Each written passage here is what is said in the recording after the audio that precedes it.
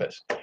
My name is John Horton Young, and I'm not going to waste a bunch of time with, who I am and all that, because that's not why you're coming in here, but just so you know, I got some credibility.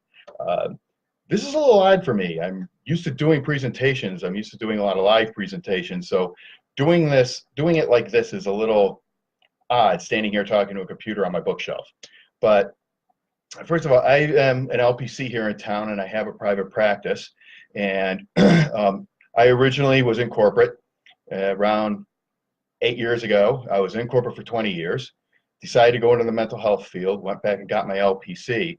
And sort of my journey with dissociative identity disorder, when I did my internship while I was in school, my supervisor, it was something that he specialized in. So he started giving me a flavor for some of this.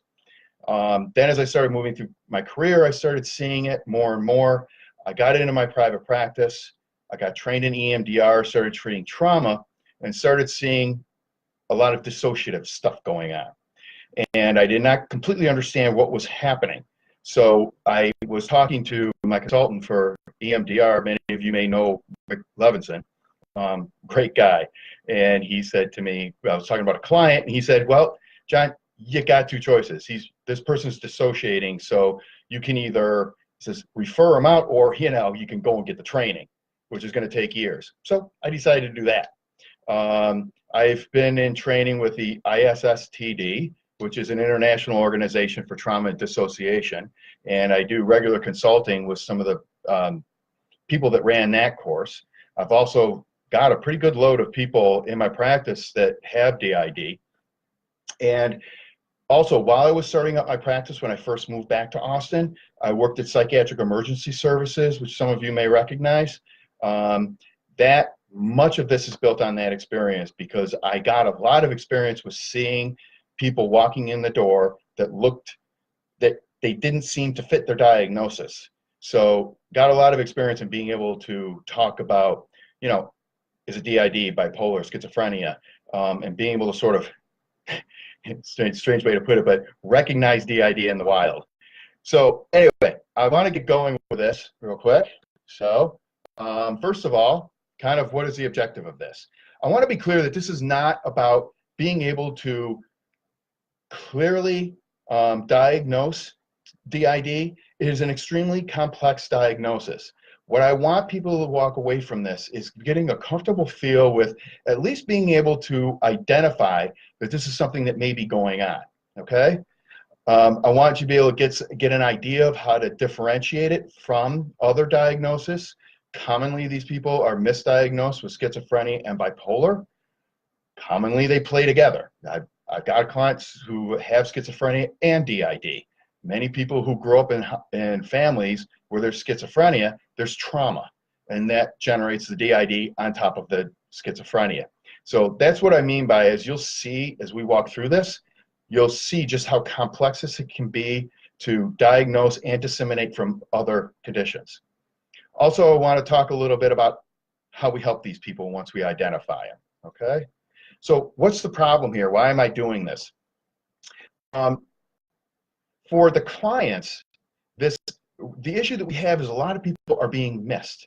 They're not being diagnosed properly, and it's leading to all kinds of issues, including, if they're not getting diagnosed properly, they're not getting treated properly. So for the client, there's a lot of frustration. They're in the mental health system, they're not getting any better, all right? Termination from treatment, they just get frustrated and leave. There's a lot of suicide and self-harm risk, and also just a poor quality of life for them. For the clinicians, it's ending in frustration, because people are trying to, a lot of people have experienced this. You got that client that's diagnosed with something else, and you're trying to treat them, and you're not getting anywhere. From an agency perspective, again, poor utilization of resources, treating people for something that they don't have and that isn't going to be effective, frustrated personnel, like we talked about before, and not only that, but liability.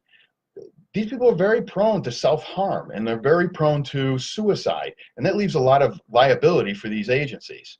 And from a community perspective, you've got ER and EMS resources being used up because people aren't being treated. You've got repeated ineffective hospitalizations, again, putting them in the hospital because of the way that they're, because of something that's going on with them, and then being treated for something that's not the problem. And also an ineffective investment in treatment resources, obviously. Okay. So let's start with, here's the biggest nut to crack on this: the belief that this is rare or that it doesn't exist at all. And we'll touch on that a little bit. I don't want to get into that larger overall debate, but I'll certainly bring that up because it's one of the biggest problems that we have. There was a research study done that said this works much better in a live audience because you can ask people for questions, see what they say. I'm going to check here real quick just because I want to see if there's any problems going on, that I'm catching it and that everybody's seeing this okay. All right. Pardon me, like I said, some of this is new to me trying to maneuver things like this. So, okay, I'm not seeing anybody screaming that they're not hearing me or anything, so that's good. All right. So here's a question: how prevalent is it? Because it might be a little surprising for people. They did a study. They went to inpatient psychiatric units and did some rather extensive diagnostic evaluation on people. And what they found was that nearly 4% of these people in hospitalizations, and again, most of them are being treated improperly, they're not being treated for the right thing, that they had DID. The DSM will say that it's 1.5% of the population. I'll tell you, and I can't base this on anything because frankly there's no basis for a conclusion. I don't think the proper studies have been done. But there is so much, not bad diagnosing, wrong diagnosing around this. A lot of people are misdiagnosed. So even within these statistics, we're missing from a general population standpoint what the number really is. And here's one of the reasons why: it's either people don't believe it exists or they're not identifying it. What percentage of DID clients do obvious switching? Because many times that's what's being looked for. They're coming up with different names or switching personalities, and we can obviously identify that it's happening. That happens in only 6% of the cases. In other words, we've got 94% of the people with DID that are not presenting in a way that's typical, that I think a lot of people expect. So it gets missed. Now, here's the thing about dissociating in general. It's not a question, especially with these traumatized clients, it's not a question of if they're dissociating. I'll assure you they are. It's a question of how much are they dissociating. So we've got a whole spectrum of dissociative disorders. Everything from zoning out, which a lot of people with trauma do. The sort of, I'm not thinking of anything, going blank, and just losing track of how much time I'm sort of zoned out. Up to depersonalization, derealization, and this is specifically, look, I can't even know how to point. This is specifically laid out in order of that cone is, you know, prevalence of it. And DID, which is the most extreme presentation of dissociating, okay? Now, I'm not gonna read this, all right, it's boring. DSM-5 criterion that's laid out, it gives a fairly good descriptor of it. But I found a better sort of general description of what DID is: an underlying organization of structure or patient personality and self that involves unusual degree of separation, including separate senses of self that each have their own first-person perspective. You got to sort of digest that one a little bit. Oh, by the way, I'm going to make this available. If anybody wants this presentation, please email me. I will send you a copy. And you can email me. You can probably direct message me. I'm not sure I can send the presentation that way. But if you send an email to me on john@hortonyoungcounseling.com, hortonyoungcounseling.com, I will reply back with a copy of this presentation. Okay. But one of the things I love about this, and this is really, really important, not only in the treatment, which I'm going to try to stay away too much from treatment portion of this, but also in just giving somebody who you suspect an idea of what's going on, is when they say organization or structure of the patient personality, not multiple personalities. It's making very clear here, this is one personality, one individual who has been fractured into pieces. That can be a very difficult perspective to hold on to. Even with the number of people that I work with, many times I have to watch my language. Then I also swear a lot, so I got to watch it there too. But I'll say things like them or I refer to them like they're individuals, and I often will tell people sometimes limitations of our language don't necessarily work well with this disorder, so you have to forgive me. Let's keep a perspective here. These are not separate individuals, even though many of them may see themselves that way. So here's some red flags. Where do I start? Like, okay, so when should I go through trying to figure out whether somebody has this? First of all, extensive childhood trauma history. If somebody has extensive childhood repeated trauma, especially before the age of 10, especially if it's somebody close to them, a family member, someone who's supposed to be protecting them, someone close to them, it's hard to get away from this. It is very difficult to conceptualize that. I mean, this is the defense that a child that age has to deal with this. And also, obviously, we all know the other dynamics that are in play as far as personality development at that point. Lack of control or memory under stress. If you see that under stress, they're losing control of themselves, or they forget what's going on, especially when they're angry or upset, it's a pretty good red flag that something else is going on, that maybe an alter is taking over in moments of stress, because that's when they take over. When they have to fulfill a job, when they have to do their part in managing the person's life, that alter may come out. Antipsychotic and mood stabilizers have minimal effect. This is something I used to see all the time at PES. People coming in, I've been on all kinds of psychotic medications, I've been on all kinds of mood stabilizers, and they kind of work. So, I mean, if you're going to tranquilize somebody with some of these medications, they're going to manage stress better, and they'll probably switch less. But, you know, it's not great. Somebody with schizophrenia, that's just purely schizophrenia, and you put them on the right antipsychotic, you all know they function much better and their symptoms stop. With this disorder, it's sort of like, it's better, but it's still there. Multiple changes in diagnosis. I recently had somebody come in here I diagnosed with DID, and this is really just one of the most heartbreaking parts of this.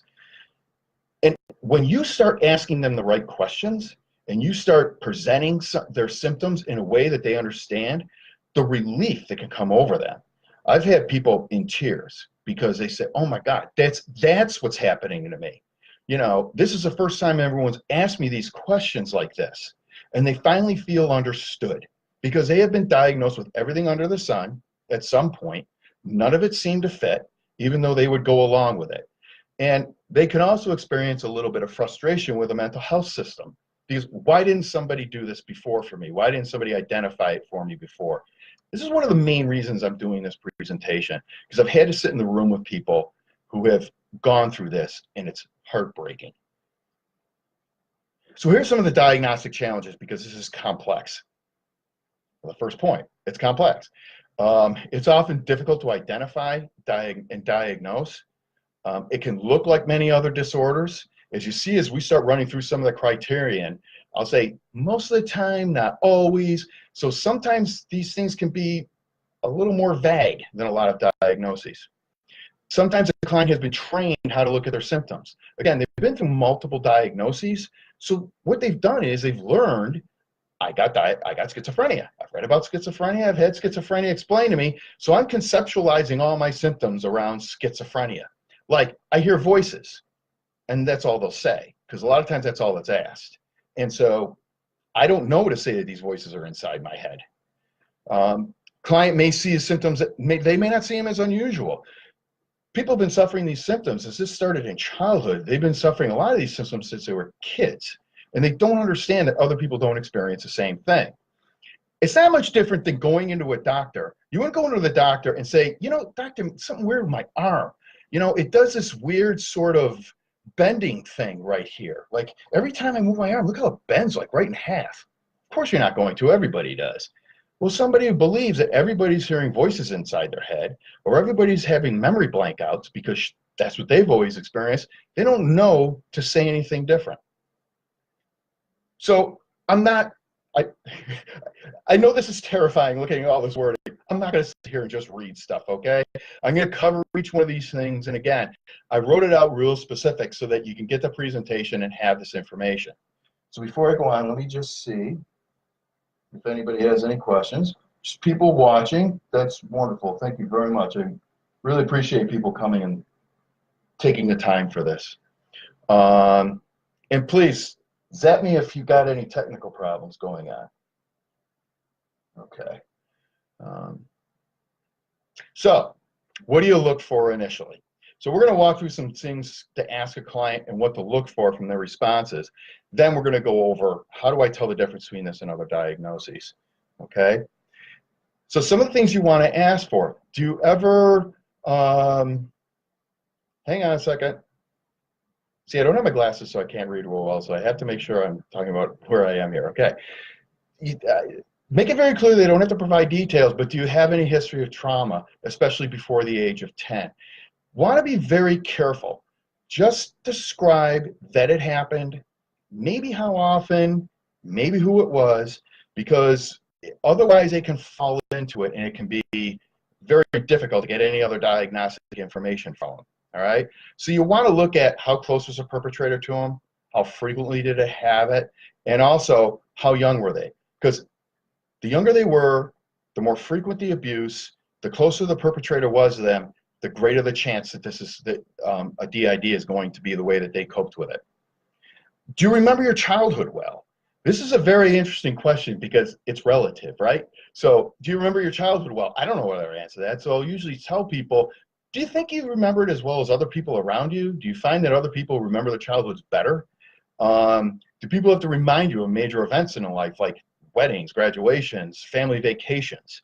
I'll often hear from people that went through trauma because of dissociating so much memory that I don't remember my childhood well. Family members have to tell me things that happened. Do you tend to zone out for periods of time? You'll notice that these questions, I start moving down that scale of dissociating when I ask these questions to get an idea of how far down the scale they are.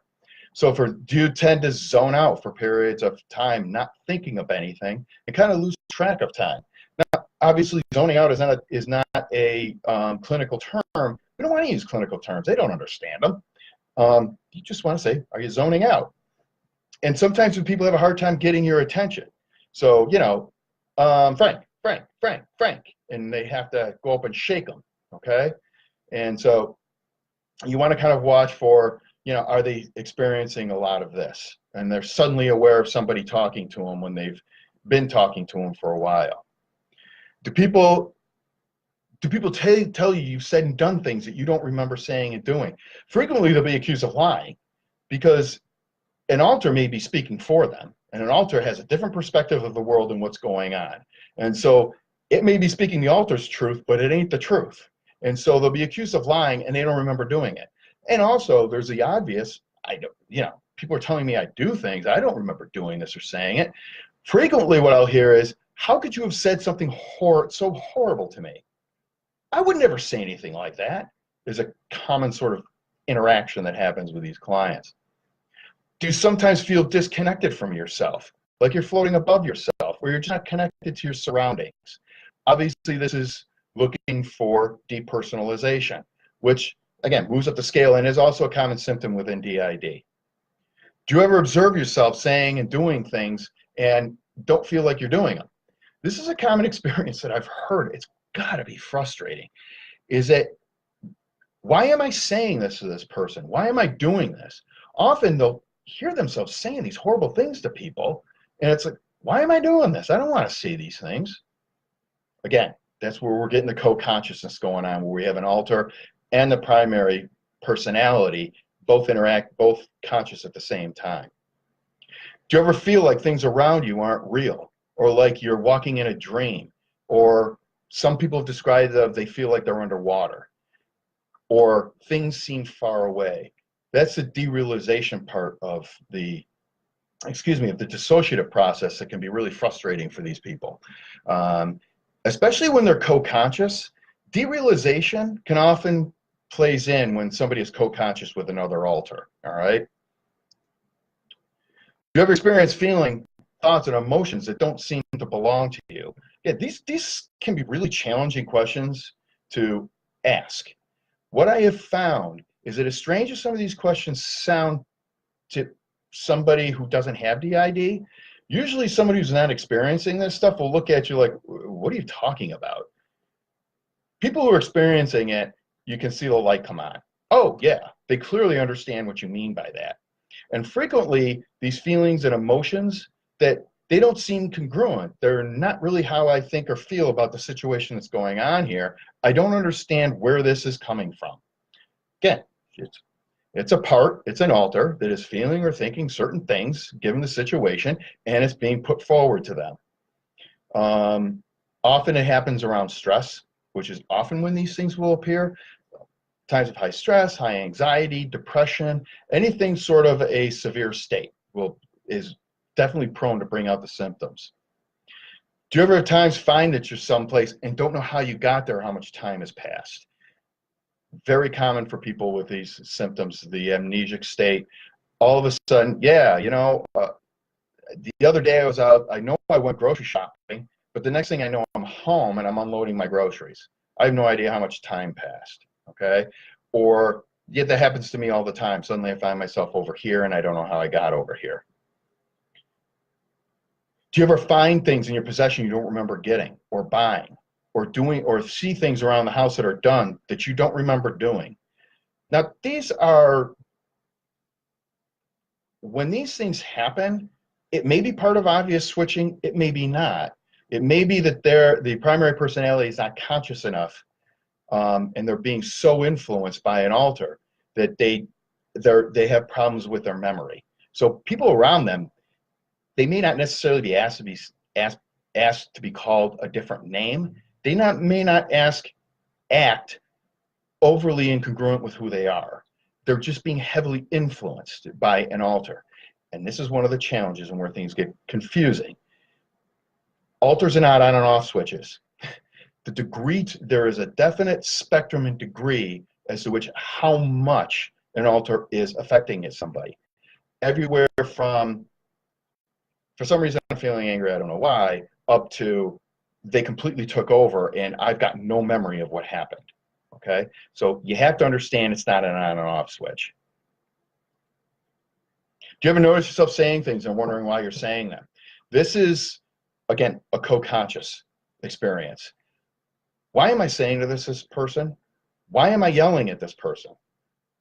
Why don't I stop doing this? That is something that is not infrequent with people with DID will experience this. Have you noticed anything strange when you look in the mirror? This is a very interesting question, and it's a very telling question, because most people, when you ask that question, will look at you like, what are you talking about? Something strange when I look in the mirror. People who experience this and have DID will often know exactly what you're talking about. And I'm purposely vague. I don't guide them on what they might be experiencing, just, do you notice anything strange? And you have to be careful to separate out, this experience is like, I'm looking in the mirror and I'm not sure who that is I'm looking at. Or some people will avoid the mirror because they find it disturbing to look at. You can imagine an alter looking through someone's eyes and seeing somebody that they don't know, because I'm a child, I'm an old man, I'm a man, and I'm seeing a woman. These are sort of, all of a sudden, this confusion starts to bubble up around what am I looking at? Now, you have to be very careful when you ask this question, because you want to clearly separate it from, I just don't look like I expect, okay?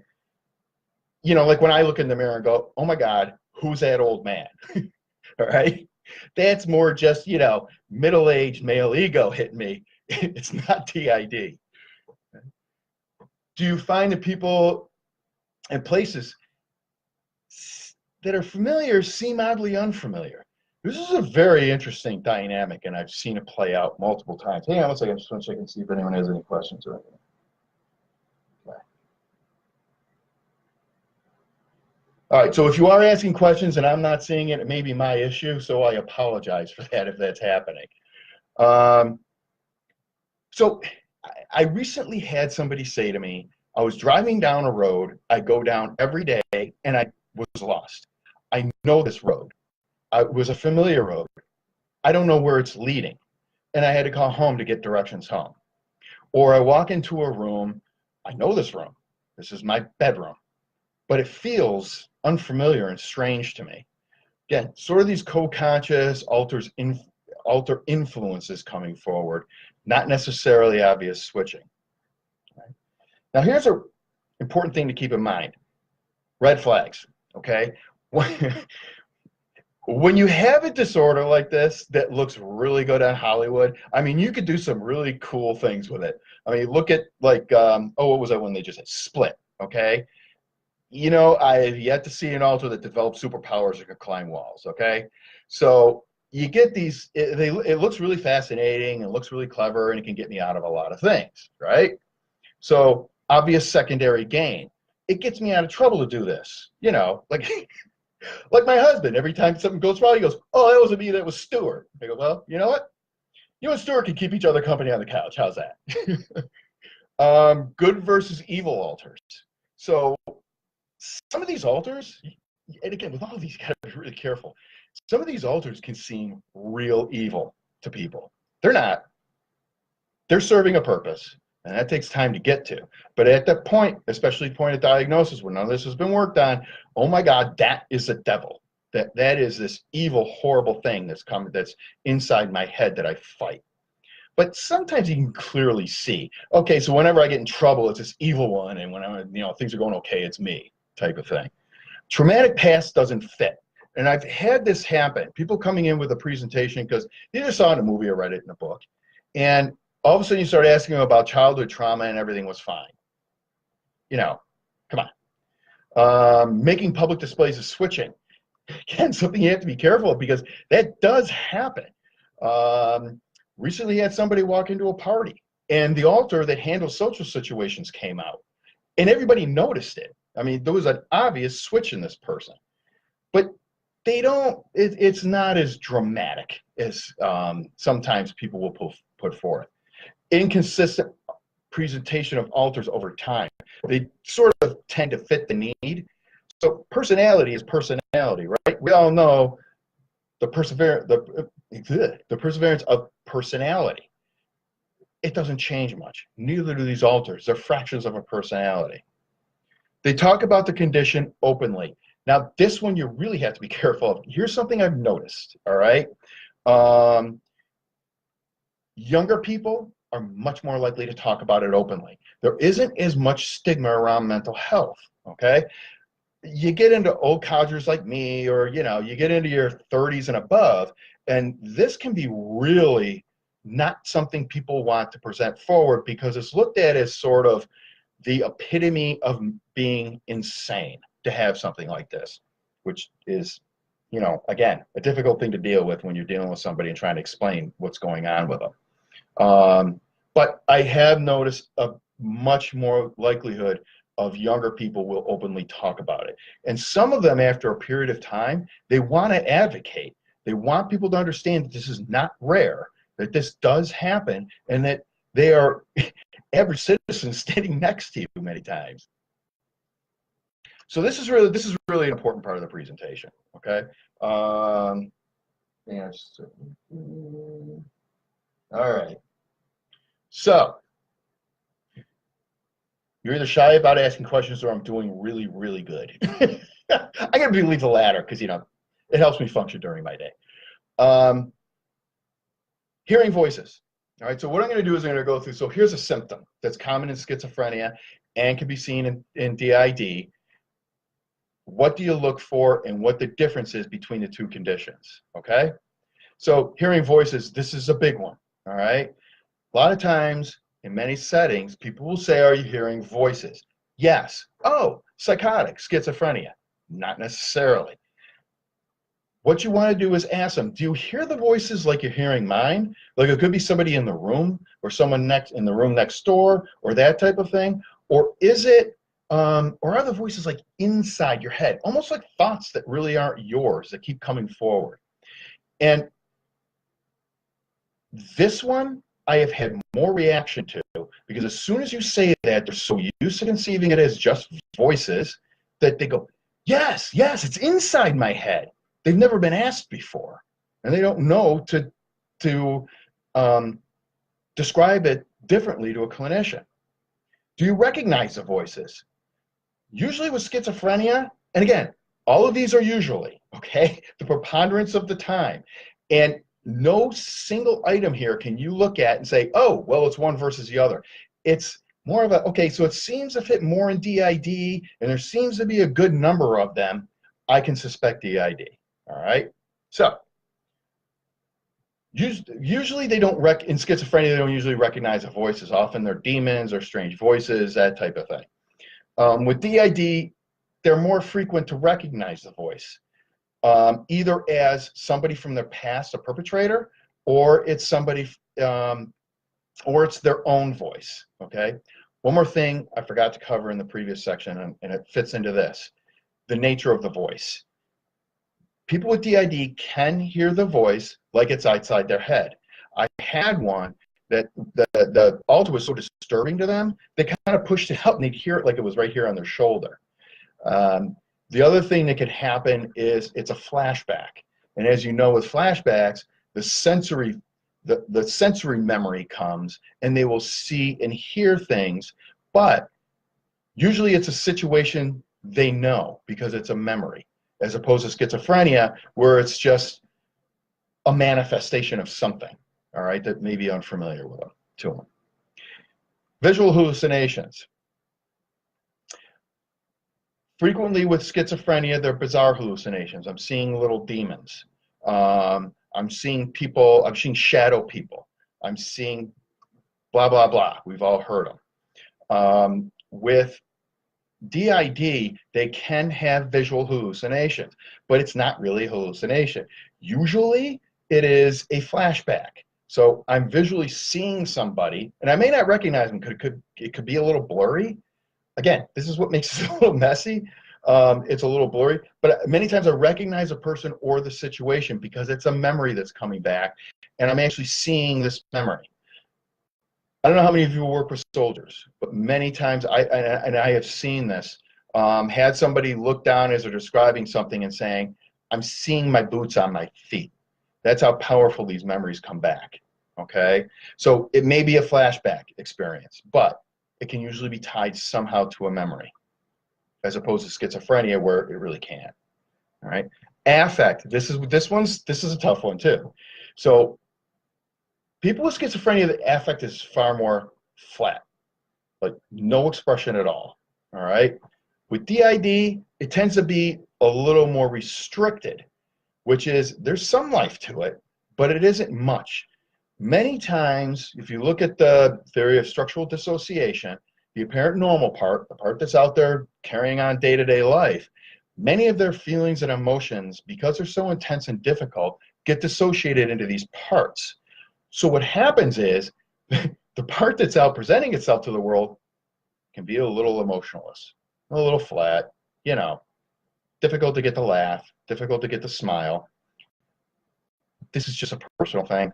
I see people like this. There is no bigger pleasure I have in the world than making them smile or laugh. And it's something they don't get to do very often. And honestly, I try to do it a lot. It's just sad to see somebody who's so disconnected that they can't feel anything. So again, but when you're looking at the presentation of it, you can, if you've got experience with affective disorders, you can see the difference between that flat schizophrenic look and the sort of just restricted affect that a DID person will present. Paranoia. Listen to what they're being paranoid about. Often with schizophrenia, the paranoias are far more bizarre and reflect ideas of reference. So I saw on the screen scroll by when I was watching TV, be on the lookout for John Horton Young. He's a dangerous criminal. John, we know you're out there. They'll hear on the radio their name, or they're constantly hearing stuff that they're thinking suddenly appearing on the radio. So they tend to be a little more bizarre and more reflect ideas of reference. With DID clients, the paranoia is very much structured around its anxiety. It's structured around a trauma. Like, those men over there, they're dangerous. Keep them away from me. If I was sexually abused by a male, that's an obvious outcome, is to be anxious around other males. So it's much more clear as to what this paranoia is and much less bizarre. Disorganized thinking, Didn't have a lot to say about that because this one, again, is really tough to tell the difference.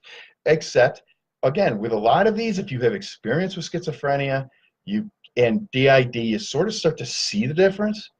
But with schizophrenia, they tend to be much more disorganized, if I can put it any kind of way. Like they can't match their clothes, they can't balance a checkbook, they can't prepare a meal because everything is just so confusing to them that they can't seem to manage or pull together any organized thinking. With DID, it's more of distractibility. They can do a lot of things, but they have trouble because they're hearing all these voices and they're having different ideas and emotions coming at them, and it can be confusing to them.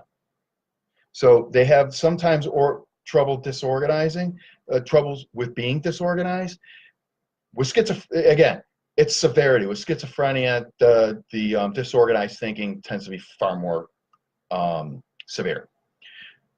Onset is another key part of this. So typically, as we know, schizophrenia usually presents itself around early 20s, late teens, that type of thing. With DID, many times the voices that they're hearing started manifesting when they were kids. Many times I'll hear, it was my playmate. So it was somebody that I used to play with, my imaginary friend. This can start before the age of 10. It is very rare for schizophrenia to start presenting itself that early, okay? Here's the other thing. It can also present much later. Sometimes with DID, it's all managed up until the point a stressor hits, all until the point where memory somehow manages to get triggered. And then these alters start to present. So they're there the whole time, but they're kind of quiet. Then the right stressor brings them out. That can happen at any point in their life. It's rare for schizophrenia to appear in their 40s and 50s. DID, it can happen. Flight of ideas and distractibility. Oh, sorry. I switched to bipolar, excuse me. But again, with both of these, you have to be very careful. It's kind of a weighted thing. I wish I could give you a clear answer that says this is clearly this and this is clearly that. And usually, and especially the more you work with this and the more you see it, the differences become much more stark to you. But the flight of ideas and distractibility of bipolar is usually a manic episode, and we've all seen those. The pressured speech and everything else that goes with it. With DID, it tends to be confusion about where thoughts are coming from the various parts.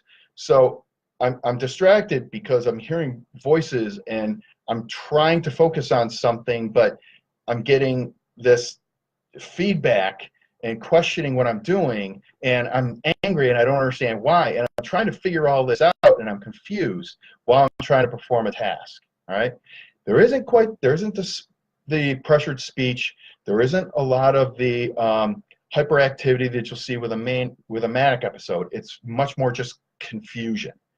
Sudden mood shifts. This is probably one of the reasons people are diagnosed with bipolar who have DID the most, all right? Suddenly I'm angry, all right? And it's looked at as manic. Suddenly I'm disorganized. Suddenly I'm kind of all over the place. Suddenly I'm really, really depressed. It's an alter. Suddenly I feel good again. I went back to my apparent normal part or another part, all right? Here's how you tell the difference. With bipolar, it's not as predictable. So it happens as biology makes it happen. A lot of times, obviously, stress and that sort of thing can bring out shifts in mood in bipolar. But with DID, you can see patterns. Like every time I'm here, this is how this mood comes out. Every time I'm under this amount of stress, this is when this mood comes out. You can even start to kind of, as you ask questions about what mood's coming out and when, you'll see a pattern to it because these are different alters that are coming out under different situations. Angry outbursts. I'll see a lot of people that have anger issues and instantly they're given a diagnosis of bipolar. No, don't get me started. But with bipolar, when they're manic and they're all charged up and they get angry, usually those outbursts, they clearly remember them. There's no disconnect from it. They know it's coming from them. They know how they felt. They can identify what pissed them off. With DID, with these sudden anger outbursts, usually it's an alter. I don't understand why it came out. I don't know why I acted like that. I'm not sure. I don't really remember screaming at people like this. I one time encountered somebody who was walking down the street. This person got diagnosed with bipolar. They were walking down the street, and an officer, they had dropped something. Here's what they remember. Walking down the street with her friends, and a hand placed on her back. Next thing she remembers, she's scratched up, messed up, sitting in the back of a police car. Here's what happened. Officer touched her. Touching somebody with DID is not a good idea because you have no idea how an alter is going to read that. And so one of her alters recognized this as an attack. And I won't go into the details, but it was a very good reason why, placing a hand on the back, I'm under attack. And she turned around swinging and started beating the hell out of this cop who took her down, chained her up, threw her in the back of a car. She has no memory of this happening. Racing thoughts. We all know that that's part of bipolar, especially in a manic episode. The thoughts going, right? And they're bouncing around all over the place, and I can't keep track of them. But they're well connected with those thoughts. They understand them. They know they're coming from them. They know that they're their thoughts. With DID, they don't always make that identification. They're just there. All of a sudden, this thought comes. It's incongruent with what I'm doing. It's incongruent with how I'm feeling right now. All of a sudden, it's just there. So that's sort of some background on what to ask and some of the telling the differences between the two. Which again, gets is clear as I'm walking through there. You can see it gets a little muddy. Okay. I encourage you to email me for the presentation so you have this stuff to look at and study. I'm telling you, it's almost. You can do it your first time out, but it becomes sort of an art form. The more you see it, the more you're able to tell the difference between the two. And many times you start getting a, I know as a clinician, maybe I shouldn't say this, but it is what it is, right? You start developing a spidey sense for it, right? It's sort of that unconscious recognition that comes up and says, oh, this is what that is. Now, clearly with this, you've got to govern yourself, especially the more you start recognizing it, is so you don't start seeing it everywhere, okay? I'm very careful when this is why I'm saying this is not, oh, I can diagnose this now, because it takes some discipline to diagnose it. And especially when you get used to seeing it so much, it can get in your mind and you will sometimes start wrapping different presentations around DID. Keep that in the back of your head and keep focusing on the fact that you might be doing that, and that's usually a pretty good safeguard, all right? And kind of following through, okay, here's some of the differences between these different disorders and how they present, can also help guard against seeing it where it isn't. But you know what? Seeing it where it isn't is what many people who don't believe in this disorder say we're doing under every circumstance. Right? I've been accused of seeing it where it isn't a million times. And I have had to sit with clinicians say, so challenge me on this. Let's sit down and walk through what's going on and challenge me that this isn't DID. And usually those challenges, the diagnosis holds up. So what do we do about it now? So this is all great. Hang on a second, let's see if there's any questions. Oh, a lot of people watching. Cool. So, what do you do about it? This is a heartbreaking reality. There isn't much we can do about it. There are limited to non-existent resources in the community mental health system. I work for Integral Care. I am not criticizing Integral Care. Amazing people doing incredible things for this community. So I don't want it to come off like that. Frankly, Integral Care is no different than any other community organization I have come in contact with or interacted with. They're not structured around DID. They're structured around biological disorders. And so they don't know how to recognize it. It doesn't fit the model, and they don't have people who can treat it. That's just a reality, okay? worked with a number of people in integral care around this, and they recognize it as a reality. But there's also still a lot of people in the system that just, oh, you know, you'll be lucky if you go through your whole career and ever see one of those, right? I have an expression for that that I won't use on a live webcast, okay? But I think you know what it is, right? Or it just doesn't exist at all. That's just not being able to recognize it unless there's some obvious switching going on, which again, that's 6% of the time. There's few trained clinicians, not just in community mental health, but in the community in general. I've only worked with a few people because I had a really hard time with trying to find people to help me to pull together and discuss these. Not many people are trained in it. Again, that's because we're taught in school it's rare, we're taught in our internships that it's rare, we're taught everywhere we go that this is rare. It's not. Lack of belief in prevalence and even its existence, which we were just talking about. All right? So what do? This is really frustrating because I wish I could tell you, send your client over here. I would see them every day in integral care. I'm like, now what? Anyone who understands this, most of them are in private practice. These people don't have insurance. And even many of the clinicians, I do take some insurance, but most of the people treating this don't. And who the hell can afford that? Certainly not many of these people that are suffering from it. Then again, there's also some very, very high function people that I have worked with and seen with this disorder. So what can we do about it? From an agency perspective, start develop, no, I didn't list this, but obvious one, let's start getting real about how prevalent this is and that it's a problem that we need to address, because that seems to be the gate that doesn't make sure that this doesn't go any further. The repercussions are just absolutely heartbreaking of this. Start developing policies around it. When do we diagnose it? How do we diagnose it? How do we list it in the diagnosis? And encourage training. Start getting clinicians motivation and encourage them to go and get trained in how to work with people with DID.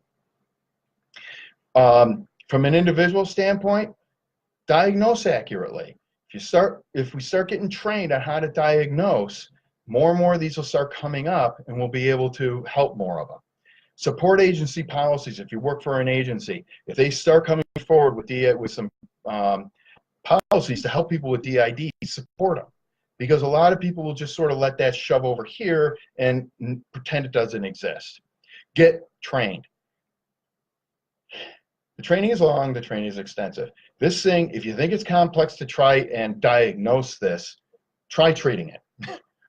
It's extremely complex. The best thing I heard, I was reading a book about this, and the best line I heard was, there is no situation that's so complex that it can't get more complex. I mean, every day I got people coming in, I'm like, oh my God, now what is coming at me? But go get trained. The ISSTD has some wonderful training classes, particularly down in Houston. There's not a lot available, but there's some. Read. If you get this presentation, you'll see a reference list in the back of some of the stuff I use for this presentation. Some great places to start. There's some really great books on this.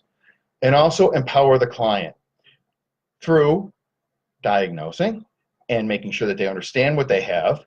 There's a great book out there that I have found that a lot of clients like, called Stranger in the Mirror. And the best part is the subtitle. It says The Hidden Epidemic, because that's what this is. Clients can relate to it. It gives them a lot of really good information. Tell them to stay off the internet.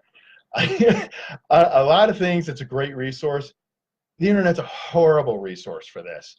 You got people on these discussion groups that are making it up because they think it's fun to mess around with, and people who just don't understand it. It's just kind of poisonous out there with the information they have.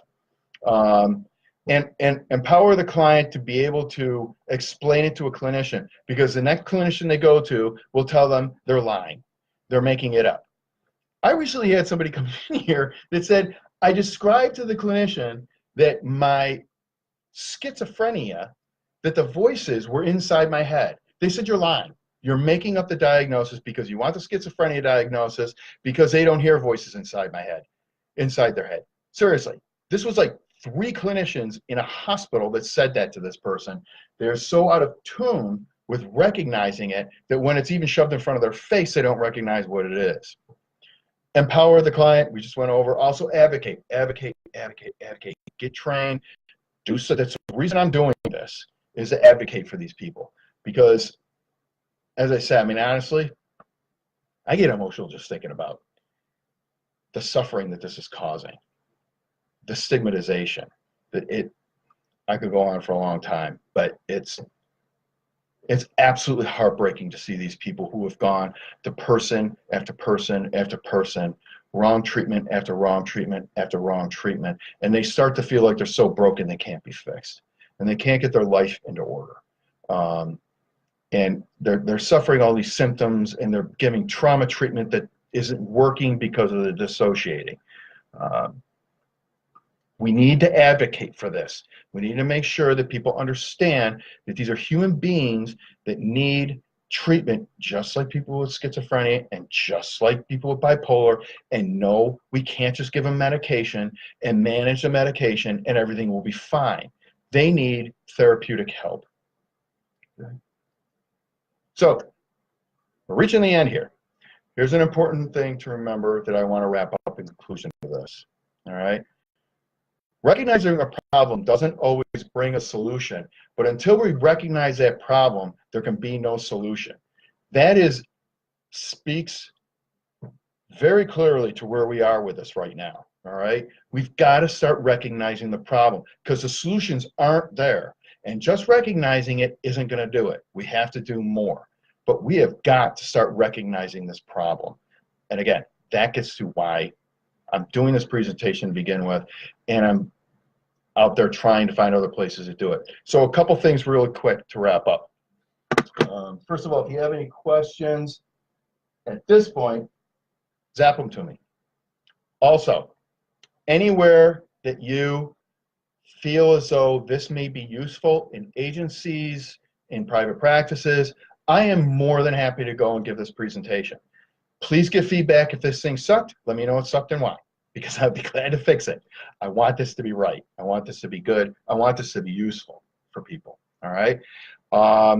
Also, you will notice I did not promote myself in this at all. That was on purpose. First of all, I'm pretty full, but this really is not some sort of self-promotion. We've got to do something to start moving the ball forward on this disorder. And we've got to start with recognizing it, like I said. Okay. All right. So I'm not seeing any questions or anything come up. So I want to thank all of you. Please email me any questions that you have. You can message me through my site or through my Facebook page that you're on, or you can even send me an email to john@hortonyoungcounseling.com. Okay? So thanks, everybody. I really appreciate you taking your time for this. I did it at this time today to sort of minimize the audience because I had no idea how this was going to go from a technical perspective. And so I am going to try and do one in an evening when people are more available. All right? All right. Thank you very much, everybody. I really appreciate you guys showing up for this. And everybody have a great day. And